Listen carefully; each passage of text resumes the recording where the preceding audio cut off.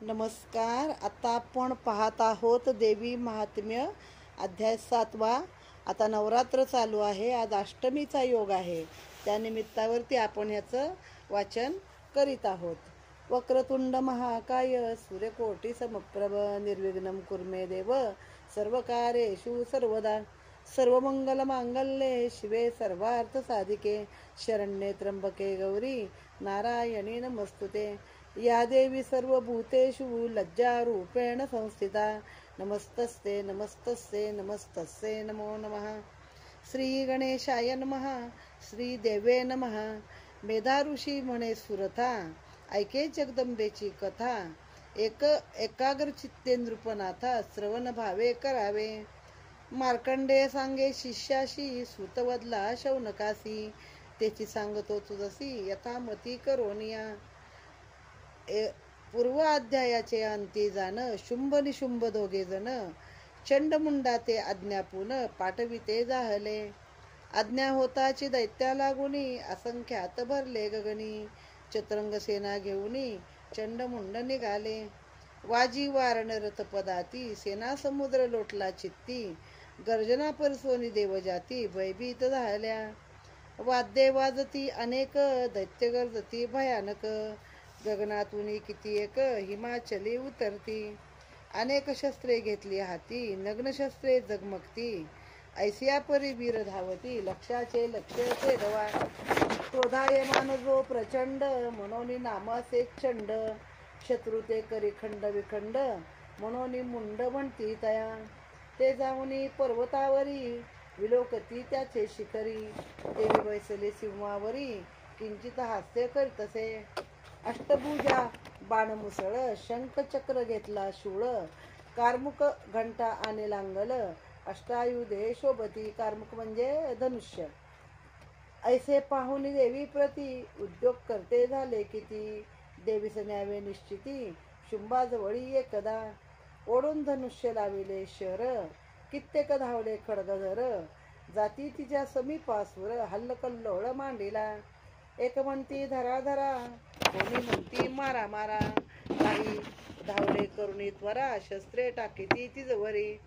वृक्ष पाषाण जुगारती, तिच्या अंगावरी पडती. पुष्पप्राय ते लागती, नगणी त्या ते जगदंबा. तेव्हा भवानी कोप करी, मारू भावी सकळ वैरी. क्रोधे करून ते अवसरी, तिचे मुख काळे झाले. म्हशीसारखे काळे वदन, म्हशी म्हणजे शाई. भ्रुकुटी कराल दिसे जाण, तेव्हा तिच्या कपाळापासून काली उत्पन्न झाली. त्या कालीचे वदन कराल, करी खड्ग पाश अतिचंचल. गळांधर माळा केवळ, भयंकर शोभतसे. विचित्र खटवांग तिचे करी, जी व्याघ्राचे चर्म पांघरी. शुष्क मास अतिभयंकारी, मेघा ऐसा रवजिजा. महाविस्तारिले वदन, जिव्हा लळळीत भीषण. निमग्न जिचे आरक्त नयन, क्रोधायमान सर्वदा. हाक मारता क्रोधावेशा, नादे भरल्या दाहे दिशा. मग वेगे करत प्रवेशा, असुर सैन्या माझारी. असुराचे सैन्य सकळ, भक्षण्या झाले उतावेळ. घंटेसहित गज तत्काळ, शतावधी भक्षिले. अंकुश महातवीर सकळ, त्यासहित हस्तीचा मेळ. एकाची हाते धरुणी तत्काळ, मुखी घाली आपुल्या. मुखी घालून चावी सत्वर, अश्वासहित भक्षिले वीर. सारथ्यासहित रतापार, भक्षिती झाली ते काळी. इच्छा मात्रे मुख पसरी, सैन्य घातले मुखांतरी. केशाते धरुणी झडकरी, किती एक ते भक्षिले. ग्रीवे ते धरुणी किती एक, मुखे घालून चाविले देख. पादे रगडोनी अनेक, मारती झाली क्षणार्धे. उरे करुणी कित्येकासी, काली मारती झाली असुरासी. त्याची शस्त्रास्त्रे वेगेसी, भक्षण केली सर्वही. असुराचे सर्व सैन्य, मारता विरही टाकले गर्व. सहस्रलक्ष आर्व खर्व, असंख्यात भक्षिले.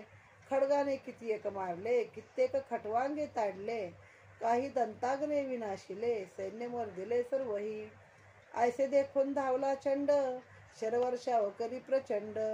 तितक्यात येऊनी मुंड, चक्रे टाकली असंख्य. आता चंडमुंड लढाईला चालले आहेत आणि त्यांच्याबरोबर अनेक राक्षस असे आकाशातनच गेले आणि त्या हिमालयावरती उतरले आहेत. अनेक वाद्य, हातामध्ये नग्न शस्त्र, त्यांना बघून देव अक्षरशः भयभीत झाले. आले हिमालयावर, बघता तर देवी आपले सिंहावरती बसले आहे आणि त्यांची वाटच पाहत आहे.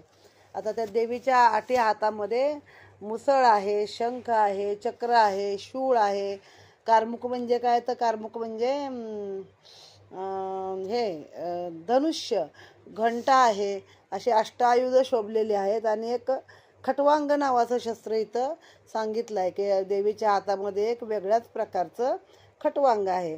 आता या खटवांगाचे अनेक अर्थ आहे. खटवांग एक शस्त्र आहे जे भगवान शिव यांचं एक असं काठी आहे आणि त्या काठीला एक मानवी कवटी आहे आणि त्याच्यापासून ते बनवलेलं आहे.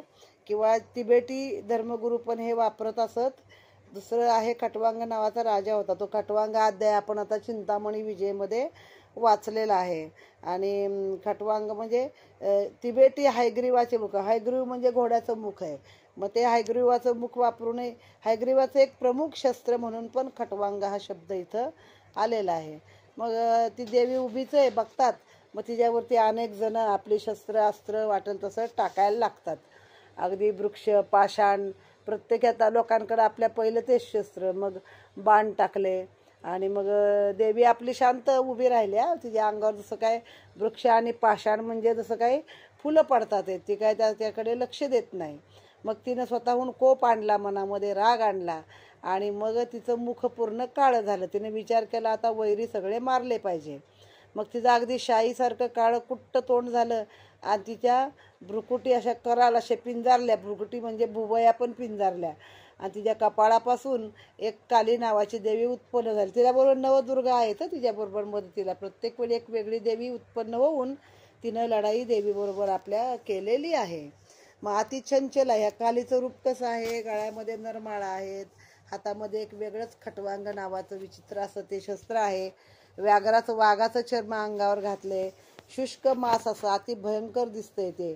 तिचं चालणंच कसं गडगडाटासारखं चालणं आहे. लळलळीत अशी जीभ बाहेर आहे अग्नीसारखी. लाल भडक डोळे आहेत तिचे. आणि तिनं क्रोधावेशानं हाका मारल्या कुणाला, त्या राक्षसांना. आणि मग तिनं तर ते भक्षणच करायला सुरुवात केली. एकेकाला हत्तीसहित, घोड्यासहित, रथासहित, हत्तींच्या गळ्यातल्या घंटांसहित सगळे जण उचलले आणि मुखामध्ये घातले. दातानं रगडले, पायातळी रगडले. तर कसं आहे, देवी असले तरी जशाच तसं पाहिजे ना. राक्षसाशी जर नुसतं होम करत बसलं तर चालणार नाही. त्यांच्याशी त्यांच्याच भाषेत उत्तर द्यायला पाहिजे. हे आत्ता आपल्याला समजायची गरज आहे. आत्ता पण समाजामध्ये जे राक्षस आहेत त्यांना तशाच पद्धतीनं आपण उत्तर दिलं पाहिजे. न्यायालयात जाऊ, अमकं करू, पोलीस केस करू, तर कधी कधी जशाच तसं भेटावं लागतं. मग तिनं असं खूप लोकांना मारलं. अनेक सैन्य सगळं त्याचं रगडून, शस्त्रवर्षाव करून सगळ्यांना तिने गळून टाकलेलं आहे. आणि आता ते बघून काय झालंय, मग तो चंड राक्षस आहे तो देवीवरती धावला. मुंडही धावला आणि दोघं जण तिच्यावरती अनेक शस्त्रांनी एकावेळी प्रहार करत आहे. अनेक चक्र टाकले तिच्यावरती. कालीने विक्राळ मुख पसरवून चक्रे गिळली सर्वही जाण. तिचे मुखी शोभायमान कैसी दिसती झाली. जैसी सूर्याची बिंबे अनेक घनोदरी शोभती देख. पुन्हा कालीने पसरुनी मुख प्रचंड हाक मारली. पसरट मुख अतिविशाळ दाडा जिव्हा बहु विक्राळ. सिंहाते उडून तत्काळ चंडावरी धाविंदली. केशी धरून या सत्वर खडगे छेदले त्याचे शिर. मुंड धावला त्यानंतर चंड पडला देखोनी. मुंडातेही खडग मारून भूमिसी पाडला न लागता क्षण. तेव्हा जे काही उरले सैन्य ते दशदिशा पळाले.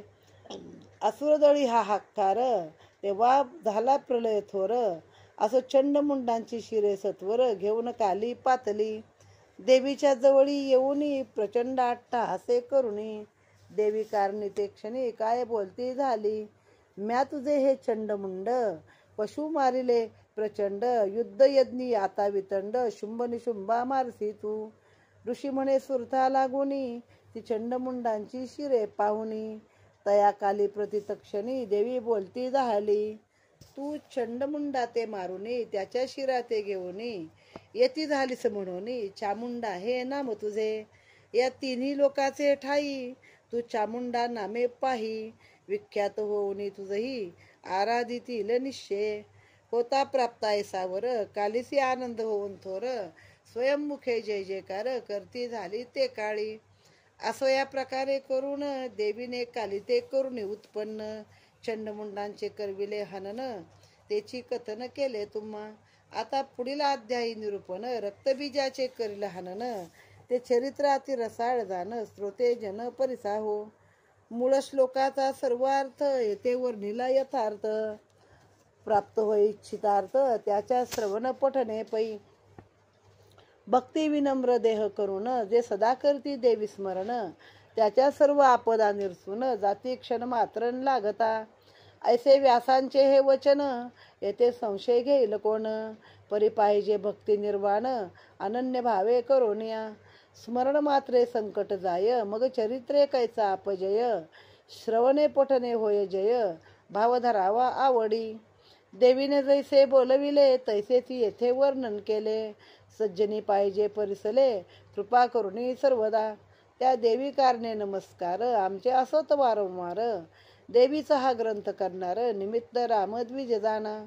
इति श्री मार्कंडे पुराणे सावर्णिके मनवंतरे. देवी भागवते महात्म्य श्री महासरस्वती आख्यान सप्तमाध्याय समाप्तः. श्री जगदंबार्पणमस्तु. आता देवीच्या शरीरातून जी काली निघाली तिने एक एक राक्षसांना स्वाहाच केलं. मग चंडमुंड धावले. मग त्यांचे केस धरून त्यांना तिने शस्त्राने एका क्षणामध्ये दोघांना ठार केलेलं आहे. आणि मग ते दोघांची शिरं घेतली आणि अट्टहास आहे. कारण कसं असतं शेवटी एक राग आलेला असतो ना तर तो पण लवकर शमत नाही. मग तिच्या पुढे उभी राहिली जाऊन महासरस्वतीच्या. जी महासरस्वती आता तिसरा अवतार उत्पन्न झालेली आहे. आणि तिला हा हा हा असा अट्टहास करत ती शिरं नेऊन दाखवली आणि म्हणली हे दोन पशु मी मारलेले आहेत चंडमुंड नावाचे. आता या यज्ञामध्ये मी त्यांची आहुती दिली आहे. तर आता पुढे शुंभ निशुंभाला तू मारशील. मग त्या देवीनं तिला आणि स्वतःच लागली त्या देवीचा जय जयकार करायला. मग देवीने तिला सांगितलं की तू या दोघांची शिरं घेऊन आलीस की नाही म्हणून तुला चामुंडा म्हणतील. जग तुझी आराधना करल आणि तू चामुंडी नावाने प्रसिद्ध होशील. इथे हा अध्याय समाप्त झाला आहे. आणि पुढील अध्यायामध्ये रक्तबीज राक्षसाचं कसं काय हनन केलं आहे ते आपण ऐकूया. इथे हा अध्याय 7वा समाप्त. नमो देवे महादेवे शिवाये सतत नमा. नमो प्रकृती भद्राये प्रणता नियता स्मतां देवी माते की जय.